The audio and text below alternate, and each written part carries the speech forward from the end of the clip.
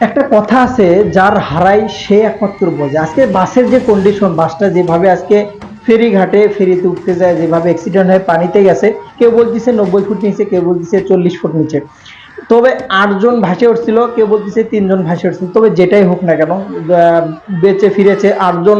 ভেসে উঠছিল, তার ভিতরে 2 জন অলরেডি মারা গেছে, 6 জন কিন্তু এখনো জীবিত আছে। তার মধ্যে একটা ছোট বাচ্চা আছে, সে যে পরিমাণ কান্না করছে তার মায়ের জন্য, চোখে দেখা যায় ছোট বাচ্চাটা কিন্তু জানলাতে বের হয়ে কিন্তু বাঁচতে পারছে। এই যে অঘটন, যতটুকু তথ্য অনুসারে, যতটুকু আমার পাওয়া, যতটুকু জানতে পারলাম, সেটা হচ্ছে যে ফেরিঘাটে বাসওয়ালারা, বাসের মেন ড্রাইভাররা যে কাজটা করে, আসলে 100% সত্য না, তবে যতটুকু আমার জানা তথ্য অনুসারে, যে বাস স্ট্যান্ডে, অর্থাৎ বাসটা নিয়ে আসার পরে যখন ফেরিঘাটে ফেরিতে উঠানো হয় বাসগুলো, সেই মুভমেন্টে যায় বাসের যে মেন ড্রাইভার সে কিন্তু নামে যায়।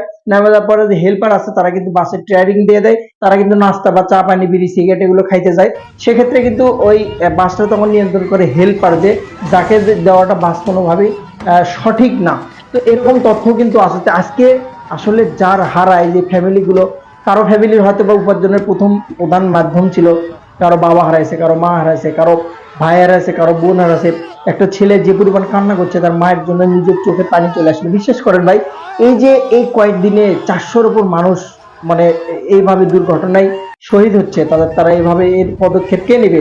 এই যে কন্ডিশন, এই কন্ডিশনের থেকে আমাদেরকে যদি বেরিয়ে না আসতে পারি, সরকার পক্ষ থেকে যদি পদক্ষেপ না দেয়, এমার্জেন্সি যদি ব্যবস্থা না করে, সেক্ষেত্রে কিন্তু আমাদের জীবনহানি কিন্তু বাড়তেই থাকবে। এর থেকে আমাদের বাঁচতে হবে। আল্লাহ তাআলা যে ফ্যামিলিগুলো আজকে বিপদগ্রস্ত, যে ফ্যামিলিগুলোর, চিন্তা করেন আপনার ওই জায়গায় যদি আপনার ভাই থাকতো, আপনার নিজের দিক থেকে নিজের বুকে হাত দিয়ে একবার বিবেচনা করেন, আপনার বোন যদি থাকতো, কতটা কষ্ট পেতেন আপনি, কতটা যন্ত্রণাদায়ক হতে পারতো আপনার ফ্যামিলিটা, পরিবারটা। আল্লাহর কাছে দোয়া করি, আল্লাহ তাআলা এই ফ্যামিলিগুলো, পরিবারগুলোকে আল্লাহ তাআলা যেন ধৈর্য ধারণ করার তৌফিক দেয়। এই মুখের কথাতে ধৈর্য ধারণ করা সম্ভব না ভাই, একমাত্র আল্লাহ তাআলা তাদেরকে ধৈর্য ধারণ করার ক্ষমতা না দিলে এমনি স্ট্রোক করে মারা যাবে। তোর তাদের চোখের সামনে এরকম দেখা অবস্থায় 40 জন মানুষ, চিন্তা করেন একটা জিনিস।